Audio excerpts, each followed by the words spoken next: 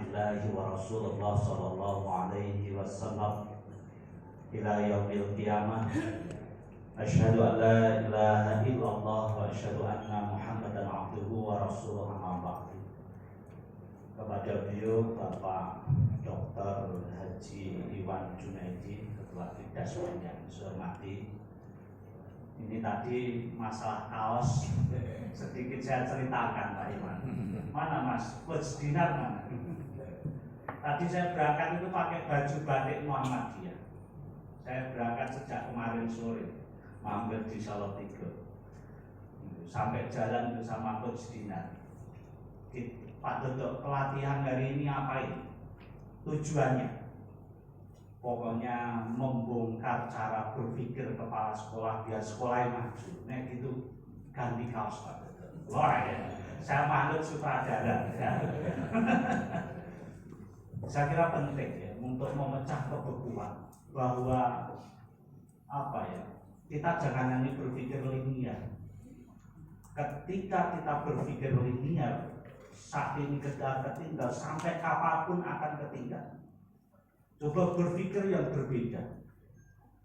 Kayaknya Coach Dinar ingin menampilkan saya harus berpikir mainstreamnya berbeda. Kepala sekolah biasanya acara yo rapi, pakai hem atau berdasi, pakai batik kayak Pak Aris ini rapi, ini berbeda. Nah, Mas Dinar muridnya Pak Aris ini ya, dari SMA Muhammadiyah Klaten. Ada Kak Dinar yang di belakang. Terus terima kasih Pak Ketua Panitia Pak Suwondo MSc yang baru pensiun tetapi tambah semangat ya. Mudah-mudahan semangat terus Pak dan seluruh jajaran Dikdasmen. Mas Rohmat ini dulu satu kamar tidur sama saya 3 tahun di pondok Muhammadiyah. Hanya dulu pondoknya pondok Kalong. Jadi enggak pinter ngaji seperti pondok tenan. Pondok saya dulu pondok Kalong sama Mas Rohmat. Ya kebetulan aja Mas Rohmat kemudian masuknya di IAIN. Jadi terus pinter ngaji. Kalau saya terus masuknya di ekonomi tetap orang pinter ngaji. Nah itu bedanya. Kemudian Pak Wondo tadi nanyakan sudah SK belum? Kayaknya di PBM itu penting kerja dulu baru dikasih SK. Jangan SK dulu baru kerja. Nah ini bedanya kepala sekolah Pak Wondo. Kemarin saya hari Rabu yang lalu rapat pleno pertama itu hari Senin saya di WA sama kepala kantor. Pak Dodo undangan yang tanda tangan Pak Dodo. Lu kan belum dilantik. Kerja dulu nanti baru dilantik. Ini tradisi bagusnya. Perlu Pak Iwan kepala sekolah suruh kerja dulu nih apik lagi kayak SK. Tapi bedanya sekretaris satu jabatan di Muhammadiyah sama mungkin kepala sekolah itu ya di situ. Bedanya sekretaris PWN sama kepala sekolah. Nah sekretaris PWM itu hitungannya racetol, nah kepala sekolah hitungannya cetol. Walaupun tahun masih dihitung kata Pak Iwan. Makanya SK-nya nggak penting. Kemudian Pak Aris, ya Ketua MKKS SMA, tadi banyak hal disampaikan Pak Iwan. Saya kira juga jadi tanggung jawab MKKS. Ketua forum, apa namanya? Pokoknya ketua. Ini yang mengetuai semua kepala sekolah. Maka besok maju apa tidak ya tinggal Pak Aris. Nah orang berarti bukan SMA Muhammadiyah Klaten yang kondang itu mungkin bisa jadi bukan karena Pak Aris, karena memang sekolah EAP. Jadi tantangannya Pak Aris, gendonglah minimal Solo Raya. Ya, siap Pak Aris. Kemarin saya pindah kepala sekolah unggulan di Sragen. Ini yang dari Sragen ada. Oh ya, SMA Muhi. SMA mana? Muhi. Oh ya, SMA Muhi. Saya kemarin pindah kepala SMP Birul Walidain Muhammadiyah, itu sekolah unggulan di Sragen. Saya pindah di sekolahan yang mau mati. Saya katakan, besok kalau sekolahan itu hidup, berarti ya sampean memang apik. Tapi kok besok orang urip, berarti bukan karena SMP Birul itu hebat, bukan karena kepala sekolahnya. Siap apa enggak? Siap. Nah, ini baru 2 bulan. Saya target minimal 1 kelas untuk tahun pertama nanti penuh. Biasanya 8, 10 itu. Besok minimal 1 kelas penuh 30 siswa. Siap apa enggak? Siap. Nah, besok biar kita lihat persiapan 4 bulan menuju PPDB. Nah itu artinya apa? Ya kita perlu menguji. Nah, perlu Pak Aris sekali tempo taruh mana sing ketok arep mati.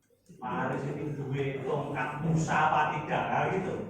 Lalu duwe tongkat Musa, insya Allah sekolahnya hidup lagi. Bapak Ibu yang saya hormati seluruh peserta, memang ini banyak sekali yang hadir. Ya imbang sama kursinya yang kosong. Saya juga dulu kepala sekolah, sehingga sudah bisa merasakan seperti apa jadi kepala sekolah di Muhammadiyah. Saya kepala sekolah 6 tahun, dan saya dulu kepala sekolah merintis dari nol, Pak. Murid saya pertama 15. Ini ada yang muridnya satu sekolahan itu nggak ada 30 ada. Ada, bisa jadi ada, ya bisa jadi ada. Sama saya dulu tahun 2004, gaji saya 2 tahun 100.000. Ini ada yang kepala sekolah gajinya 100.000. Nanti ini ada langsung pulang disangoni lazismu. Karena termasuk Ustaz Alvin. Ustaz Afif plus Horimin kok kan tanggalnya itu.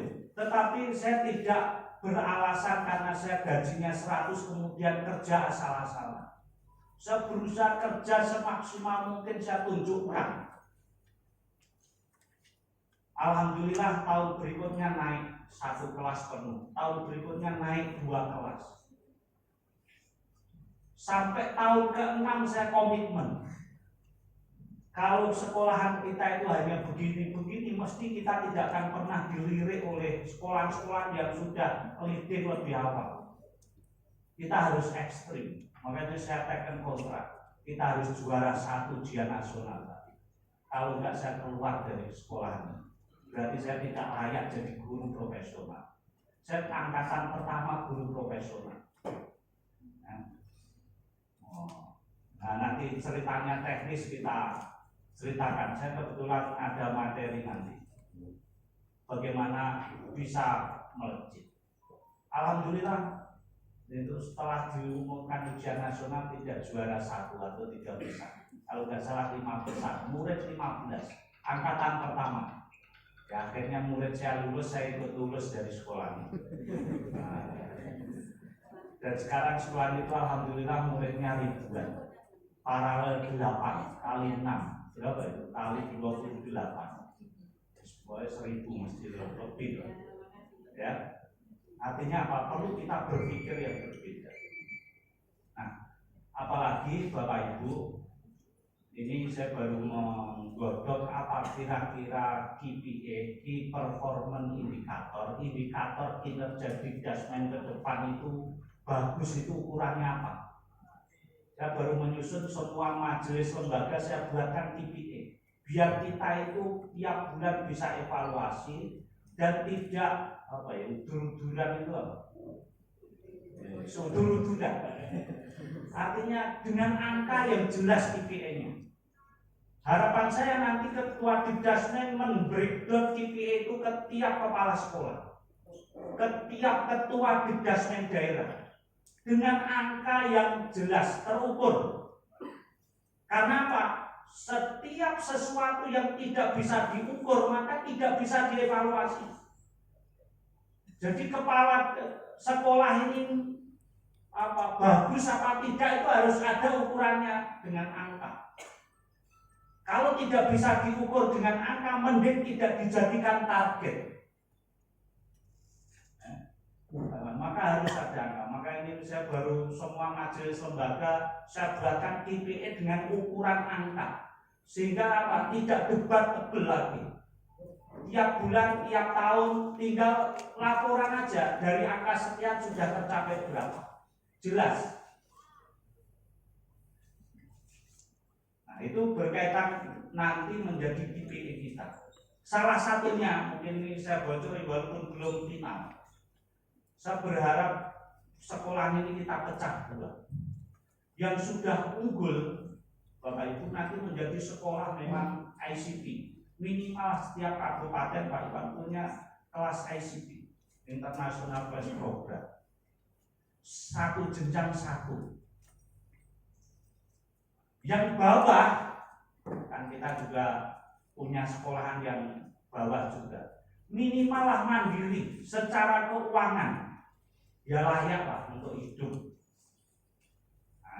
Nah, saya belum tahu indikator sekolah layak mandiri itu minimal siswanya berapa? Minimal siswanya berapa Pak Aris? Sekolah itu bisa hidup layak itu berapa? 200? Oh 300? Ya. Kayaknya nek 300 yang sekarang siswanya puluhan moyak ya dingkawan. Nah, minimal lah, saya dulu mungkin 100 dulu. Itu minimal sekolah kita tidak ada yang siswanya di bawah 100. Nggak usah muluk-muluk. Saya tahu masih banyak sekolahan kita yang siswanya di bawah 100. Ini dari Sragen Mbak siapa? Mbak Dian. Siswanya berapa sekarang? 80. Ini sekolahan juga yang baru mati. Saya kebetulan sebelum di PWM spesialis saya dandani sekolah mau mati. SMA Musa ini Muhammadiyah sini. Itu tinggal berapa dulu? 28 atau berapa? Tinggal 28. Dirombak, alhamdulillah sekarang sudah 2 atau 3 tahun ya. Jadi target kita lah minimal tahun ini semua kelas tadi bisa di atas 100. Terakhir kemarin tangan mana SMA gimana? Oh ya, datang ya. Itu juga sekolah yang dulu jaya, muridnya ribuan. Kemarin mau PPDB Pak Iwan ke tempat saya Pak Dodo ini. Saat itu saya melihat presentasi di Dasmen. Kurang 10 hari PPDB itu baru dapat siswa 10 atau berapa. Saya prihatin. Akhirnya saya datangi, gimana pengen ditutup apa pengen hidup. Gitu. Nek pengen ditutup besok tak ajukan ke Dedasmen wilayah biar ditutup sekalian. Kalau pengen hidup harus kerja keras. Akhirnya semua kerja keras waktu setengah bulan. Langsung kita buat target berapa mau targetnya? 150 siswa. Saya kasih motivasi kalau besok bisa 150 tak boleh beda, tak piknik kenang. Parangtritis semua gurunya. Kemarin berapa targetnya piknik 200 ya. Kalau 150 makan di resto saya gratis. Mau makan apa gratis seluruh gurunya. Alhamdulillah tercapai berapa Mas? 157. 153 dari 10. Makanya ini terus ganti kepala sekolah yang saya minta kepala sekolah ganti muda ini. Mudah-mudahan saya target besok 250. Nah orang berarti ya salah ngangkat kepala sekolah. Siap. Pokoknya yang salah bukan kepala sekolah, sing ngangkat sing salah sing ngangkat kepala sekolah. Berarti saya salah ngangkat kepala sekolah. Itu. Artinya apa Bapak Ibu? Kalau kita mau kerja insya Allah bisa. Itu aja. Kalau alasan saya tuh ya sering mendengarkan alasannya Pak sekarang sistem zona, sekarang negeri gratis. Saya katakan justru sistem zona itu akan membantu sekolah swasta. Kalau kita mau bekerja, karena apa? Sistem zona itu nanti secara sistematis itu akan merusak negeri. Perlahan tapi pasti. Karena apa? Kalau dulu seleksinya harus syaratnya IP atau nilainya sekian, sekarang tanpa syarat. Sehingga sing pinter bodoh semuanya bisa masuk. Ya, benar. Sehingga bisa jadi tidak ada sekolah negeri bukan lagi. Itu kesempatan kita, apalagi sekolah negeri gratis. Maka Pak, mari kita bagi sekolahan kita ini jadi 2 level. Satu yang bagus ya dinaikkan levelnya sekaligus. Ini untuk mengakuisisi pasar negeri yang dulu unggulan. Orang tua itu ragu-ragu mau menyekolahkan anaknya di sekolah gratis itu yang memang menengah ke atas. Diulang orang. Sehingga ini kesempatan kita memperbaiki sekolah kita. Nah, sekolahan kita yang tadi termasuk sekolahan Al-Ma'un sekalian mencari segmen bawah. Menurut analisis para pakar ekonomi Bapak Ibu, kelas menengah itu mulai hilang. Artinya apa? Kita membuat sekolah, bahkan kita membuat lembaga apapun, itu tinggal pilih. Kita mau kelas atas atau kelas bawah sekali. Jangan tanggung-tanggung. Karena apa? Kelas menengah masyarakat mulai hilang. Naik sekalian atau turun sekalian. Turun berarti tambah miskin, yang naik tambah kaya. Maka di mana sekolah kita bisa melayani ini? Walaupun kadang di pikiran kita, Pak, kalau negeri gratis kita nggak gratis, tambah habis siswa kita. Siapa bilang? SMA Musa ini sambil ini dulu muridnya habis, itu karena gratis. SMA MUI itu ketika saya tanya kenapa turun muridnya, Pak, kita mahal Pak, sementara negeri gratis. Salah saudara. Kalau seperti itu, sekolah-sekolah Al-Azhar, sekolah-sekolah berbasis korporat mesti sepi. Tapi kenapa mereka ramai? Terus saya tanya, gimana kenaikan? Tidak pede kita itu, Pak, SPP-nya, uang gedungnya diturunkan. Saya kira itu bukan solusi. Nah, coba bayangkan, saya itu orangnya ada, saya kata, lebih malu lagi, kita harus melacurkan diri persorak payu, melacurkan diri orang payu. Wis diobral orang payu kan tambah isin, mending larang. Gak payu kan sih soal alasan sekolah larang. Diobral, dilacur, orang payu kan tambah ramah alasan nih. Itu. Nah, yang penting percaya diri. Nah, itu tadi berkaitan sekolahan kita. Saya juga kemarin 3 tahun lalu punya SMP, Pak. Murid kelas 1 tinggal 1. Itu. Kemudian apa? Saya di dasmennya datang ke rumah saya, Pak, itu caranya piye? Saya tampil dari itu ditutup atau dilanjutkan? Dilanjutkan, Pak. Ini sejarahnya berdarah-darah. Kalau nggak dilanjutkan mati. Nah, besok kumpulkan seluruh guru karyawan. Dikumpul. Nah, setelah saya ngobrol gitu, rekomendasi saya ke Digasmen PJ Pak. Ini mangkai surat atau ucapan terima kasih semua. Sudah mengabdi di Muhammadiyah.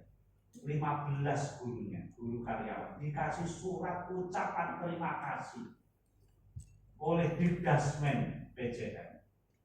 Artinya apa? Kabeh di top, dipecat. Tapi bukan dipecat, di Muhammadiyah nggak ada pecat memecat, diberi ucapan terima kasih. Dan di surat itu dikatakan yang ingin ikut seleksi lagi, silakan besok daftar untuk seleksi guru baru. Ternyata apa yang saya kaget itu di luar ekspektasi saya. Semuanya lilo. Artinya apa? Mereka sudah nggak punya harapan. Nek orang kan minimal protes. Tapi kenapa mereka kemudian menerima dengan senang hati? Karena nggak punya harapan kalau sekolahan ini bisa hidup lagi. Alhamdulillah saya diberhentikan daripada saya mundur. Nah, itu. Kadang orang itu mau mundur ya perkepo, dikira lari dari perjuangan gitu. Atasan juga sama, mau memberhentikan juga perkepo, nanti dikira orang percaya gitu. Maka harus berani ngambil inisiatif salah satu. Alhamdulillah 3 tahun muridnya sekarang paralel 3. Paralel 2 ya? 2 SMP. Itu dibuat boarding. Artinya apa? Sekali lagi bahwa di luar ada sekolah negeri gratis, ada zonasasi, itu saya kira bukan masalah bagi kita kalau kita mau kerja sungguh-sungguh. Maka kerja kepala sekolah ada dua. Satu, kerja yang namanya apa ya? Kerja yang pokok sesuai tupoksi itu apa? Yang tercantum atau pokoknya kerja pokoknya itu terkandung istilahnya. Jadi kerja kita itu dua. Satu, kerja terkandung. Kerja terkandung itu apa ya? Sesuai tupoksi kita, job desk kita. Yang kedua adalah kerja inovasi. Di sela-sela kita, Bapak Ibu berjibaku untuk melakukan tugas-tugas kepala sekolah, sisihkan waktu untuk kerja inovasi kita. Artinya apa? Sisihkan waktu untuk berpikir inovasi. Apa yang bisa kita lakukan inovasi di sekolah kita? Kalau dua pekerjaan ini kita lakukan, insya Allah sekolahan kita selalu muncul inovasi-inovasi baru. Ini tugas kepala sekolah. Tugas terkandung, satunya tugas inovasi. Kita jangan hanya terjebak tugas-tugas terkandung tadi untuk rutinitas, lupa bekerja untuk inovasi. Sehingga sekolahan kita ya semakin lama semakin melorot. Makanya kenapa saya mendorong Pak Iwan ayo diadakan pelatihan kepala sekolah. Saya mengalami sendiri 6 tahun jadi kepala sekolah. Saya merasakan satu, kepala sekolah ketika tidak punya sumber daya itu, kepala sekolah yang miskin itu kadang miskin sekali. Yang miskin duit, miskin inovasi, miskin sarana prasarana, bahkan mental guru karyawannya juga miskin. Maka ayo Pak, kita fasilitasi. Kepala sekolah diadakan pelatihan. Yang penting kepala sekolah dulu didandani. Karena saya merasakan kepala bahkan sampai hampir menyimpulkan sekolah maju apa tidak 60-70% tergantung kepala sekolahnya. Bukan gurunya, bukan sarpasnya. Saya katakan 60-70% tergantung kepala sekolahnya. Maka kalau kita bisa membenahi kepala sekolahnya, insya Allah 60-70% kepala sekolah kita akan berhasil. Kemungkinannya 60-70%. Makanya kenapa kepala sekolah? Nah, mesti perlu support system. Makanya kemarin saya juga baru minta untuk setiap Karisdinan kalau perlu pelatihan ini Pak Iwan. Kalau ke Semarang semua itu memang effortnya luar biasa, ya, terutama yang sana Cilacap, Banjarnegara ada yang Cilacap mending ada kereta ya. Kebumen itu kan nanggung, Kebumen kan, ya, Kebumen itu kan nanggung, numpak apa kereta ya dadak mumpung adoh, numpak bis ya adoh, mobilan dewe ya adoh. Kalau perlu kita mendekatkan perkarisdinan. Saya baru mudik setiap kampus saya pengen tunjuk satu kampus perkarisdinan. Tugas utamanya nanti 3 hal. Satu, mendampingi AUM kita. Oleh tugas kampus itu mungkin bagian sana ada UNP, Solo Raya ada UNS, Kudus, Pati Raya ada Kudus, Semarang Raya ada Unimus, Pekalongan Raya ada Unimus apa? Namanya apa itu? Pekajangan Pekalongan itu angel. Di Pekajangan tapi ya Pekalongan, itu. Tapi ini baru konsep saya, nanti kampus ini yang akan menjadi pusat training, pusat pendampingan, pemberdayaan AUM kita. Guru, kepala sekolah lobok kerono, dampingi dosennya, dampingi nek perlu kirim mahasiswanya untuk dandani sekolah, termasuk AUM kesehatan. Nah, yang kedua adalah tugasnya mendampingi cabang dan ranting, memastikan cabang ranting kita aktif. Saya punya target 100% cabang se-Jawa Tengah ada sesuai jumlah kecamatan. Ya, PRM kita ya sekitar target 80% dari jumlah desa. Jumlah kecamatan kita itu ada sekitar 750-an. Jadi target semua cabang kecamatan itu ada. Desa ada sekitar 4.000 sekian. Ya, saya target 80%-nya ada PR. Nah itu nanti tugas AUM termasuk sentralnya di kampus dibantu Bapak Ibu semua. Sehingga setiap kasdinan punya tidak hanya sekedar training center, tetapi menjadi Bapak asuh, menjadi ikut pikul baru Muhammadiyah maju bersama AUM itu. Nah ini saya kira jadi Bapak Ibu pokoknya yang muridnya masih kecil nggak usah berkecil hati, kita diskusi bareng-bareng mencari solusi ya.